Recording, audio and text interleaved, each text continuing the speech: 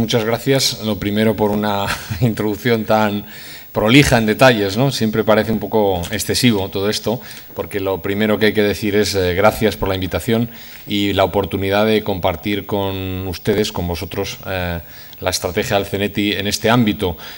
Como es lógico, me voy a beneficiar de los oradores que me han precedido y espero que los participantes a este evento pues, valoren también las complementariedades, que son muchas, entre las acciones que se han presentado ya y las que espero encuentren de interés en mi exposición.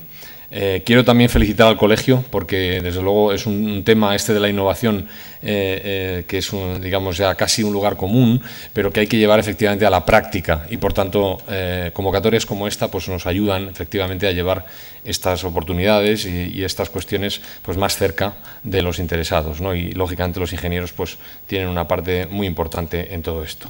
Bien, en mi exposición voy a pasar de un plano, si se quiere, más general, de esto que se llama la internacionalización de la I+D, que es algo que conviene aclarar, porque es un tema en el que participan muchos agentes y también en el plano institucional o de las agencias se explican, por tanto, las misiones complementarias que llevan a cabo el ICEX, el CEDETI y otros organismos, y luego aterrizaré lo que es, digamos, el negocio central, el core business del CEDETI, que es la cooperación tecnológica internacional. Y, por último, llegaremos a un nivel todavía más concreto, que es el de las estrategias y las actuaciones del CEDETI en esta idea precisamente de llevar más cerca estos programas del interesado y darles la capilaridad que asegure una participación española más fácil y más activa en estos programas.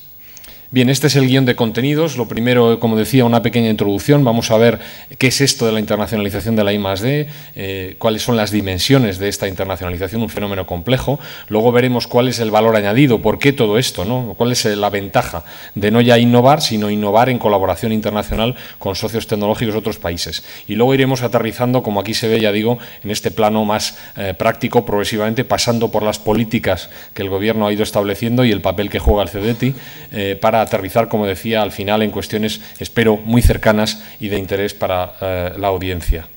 Bien, primero la internacionalización de la I+D, ya lo apuntaba, es un tema complejo en el que participan muchos agentes, las multinacionales, si se quiere, son los grandes protagonistas, pero es un fenómeno muy antiguo también. Y precisamente el primero de los niveles de la internacionalización es algo tan antiguo como el comercio. Y aquí, ya digo, me voy a beneficiar precisamente de la exposición del ICEX, que es lo que podríamos llamar la explotación internacional de innovaciones producidas nacionalmente. Los agentes aquí son las empresas o los individuos y las formas de esta internacionalización es, por una parte, la tecnología que va incorporada en los productos de contenido tecnológico, pero también la tecnología que va desagregada a través de patentes, de licencias, etcétera, o, por último, aquellas cuestiones o bienes tecnológicos innovadores desarrollados o diseñados en un país, pero que una empresa puede decidir explotar, producir en otro país, ¿no? Por tanto, como se ve, una correlación muy clara con las actividades que lleva a cabo el ICEX y que pivotan básicamente alrededor de la inversión exterior y de la exportación. El segundo de los planos es lo que se llama colaboración técnico-científica global o simplemente la colaboración que se lleva a cabo entre varios países. Aquí vamos a encontrar el core business del CEDETI, como se verá más adelante. Sin embargo, conviene separar este plano a su vez en otros dos planos. Uno, que sería la colaboración en este ámbito donde los agentes son académicos, los agentes son las universidades, los organismos públicos de investigación y otra vez pues observamos fenómenos también muy antiguos, la movilidad de científicos, el intercambio de estudiantes, de profesores o incluso los proyectos científicos que en determinados momentos pues, un conjunto de países han decidido llevar a cabo, es el caso del CERN, de la Agencia Espacial Europea, sencillamente buscando efectos de escala o masa crítica, si se quiere. Bien, por tanto, ya digo, esta es una de las dimensiones de este segundo plano y la otra es precisamente donde se sitúa la actividad central del CEDETI, donde hablamos también de colaboración tecnológica, pero con una orientación empresarial. Aquí los agentes son las empresas nacionales, también las multinacionales, que tienen presencia en diferentes países y que pueden a su vez tener apoyo o innovar sencillamente, aisladamente, en base a sus propias capacidades.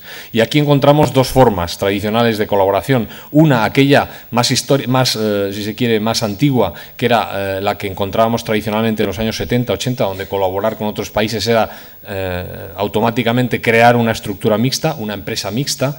Bien, y por otra parte, aquella otra colaboración que no exige la creación de una empresa mixta o de una estructura tercera, sino que se basa en contratos.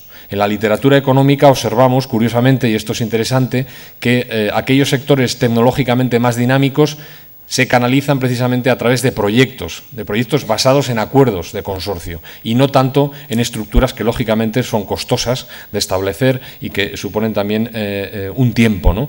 Por tanto, ya digo, aquí es donde está la actividad central del CETI, particularmente en los proyectos, ¿no?, a través de contratos o de acuerdos de consorcio. El tercero de los niveles de la internacionalización de la I+D es la generación global de innovaciones. Aquí hablamos de empresas que no solamente tienen presencia en diferentes países, sino que tienen actividad innovadora en varios países a la vez. No es el modelo, si se quiere, de estrella, donde hay una actividad tecnológica centralizada en el país de origen y una actividad que viene a ser comercial o de producción en otros países, sino aquellas empresas que han ido avanzando aguas arriba y de sus subsidiarias o de adquisiciones en otros países han conformado una red que les permite aprovechar las capacidades de aquellos países donde están presentes para articular una innovación más dinámica y más compleja.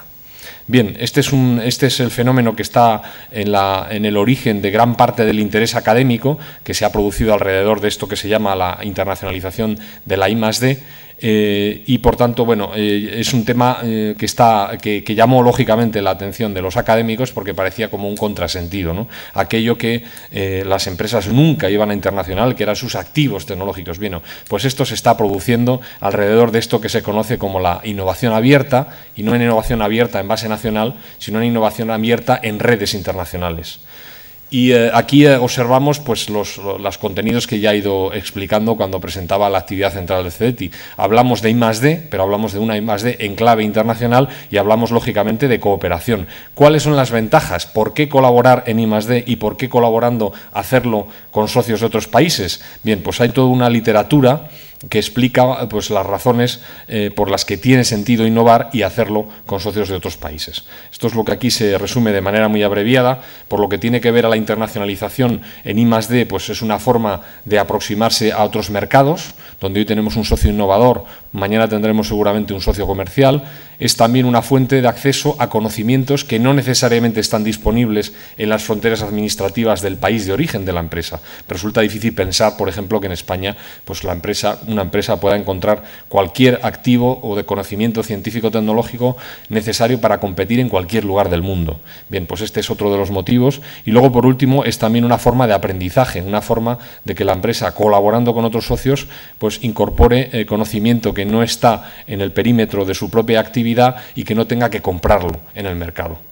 Bien, en cuanto a cooperación, pues hablamos de cuestiones relativas a compartir riesgos, explotación de complementariedades, aprendizaje, como ya he señalado, en definitiva, pues de un fenómeno, como digo, muy presente y cada vez más, y por tanto de un interés cada vez más evidente en la actividad de las empresas. Este estudio al que me refiero aquí de la OCDE en 2008, Innovación Abierta y en Redes Internacionales, se presentó precisamente en España el año pasado en una conferencia que organizamos en CEDETI.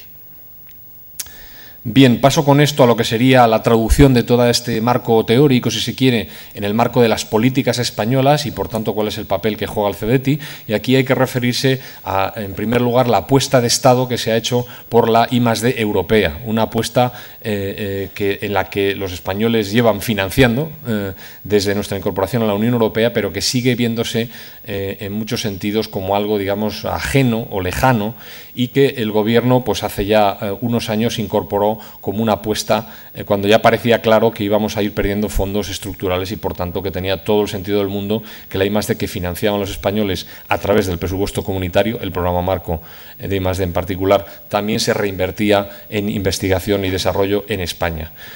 Este es un consenso con las comunidades autónomas al que me referiré muy rápidamente y, por último, esto lo veremos traducido en las acciones que lleva a cabo el CEDETI. Bien, el Pacto de Estado al que me refería giró alrededor de un plan de la activación de la participación española en el 7º programa marco, actualmente en vigor, ya en su finalizado el 2º año de su desarrollo, y por tanto proponía al conjunto de las comunidades autónomas el apostar juntos por que esta I+D que financiamos todos, como decía, también se lleve a cabo en España. Aquí, como se ve, esta es una transparencia de aquel plan que bautizamos Euroingenio, se ve una correlación entre el gasto nacional en I+D y la participación relativa en el programa marco. Pero claro, este plan lo que se planteaba no era buscar relaciones de correlación, sino relaciones de causalidad. De manera que aquellas entidades, empresas en particular, pero también organismos públicos de investigación, universidades, etcétera, que apostaran por esto, encontraran programas de incentivos para compensar los costes de transacción, de manera, como digo, que diéramos ese salto, no ya como fruto de la casualidad o, digamos, a medio plazo, sino con incentivos, incluso financieros, como veremos, muy concretos. Bien, posteriormente este pacto tuvo lugar en julio de 2006, una propuesta de la CICIT, que el presidente del Gobierno hizo suya, y luego esto mismo se recogió con el conjunto de las comunidades autónomas en una conferencia que tuvo lugar en enero de 2007, en el que se aprobó, fue un monográfico de I+D, en el que se aprobó lo que se llamó la Estrategia Nacional de Ciencia y Tecnología, entre otros paquetes de medidas que se llevaron a consideración del conjunto de presidentes de comunidades autónomas. Bien, ahí se recogía como uno de los 6 objetivos estratégicos de esta estrategia, precisamente la potenciación de la dimensión internacional del sistema de ciencia y tecnología.